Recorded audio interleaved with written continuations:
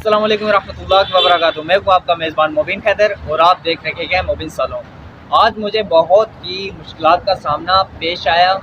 आज मोरखा 4 तारीख रोज़ जुमा 2022 शाम 7 बजे का टाइम मैं कलर सईदा से इस्लामाबाद की तरफ रवाना हुआ और ये तकरीबन आगे मैंने देखा इस्लामाबाद और फैज़ाबाद का जो रास्ता जाता है वहाँ पे ब्लॉक हुआ है और बहुत सी ट्रैफिक जो है वो जाम थी।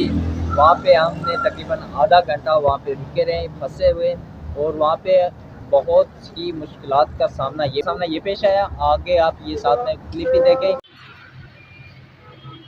ये जी फैज़ाबाद के पास वो वहाँ से गैस फेंक रहे हैं, वो सामने देखकर वो धुआं नज़र आ रहा है आपको।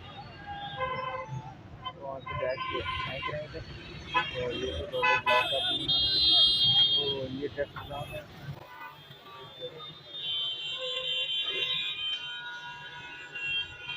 ये हमने बनाया एंड्रॉइड फ़ोन से, लेकिन कुछ खास नहीं है।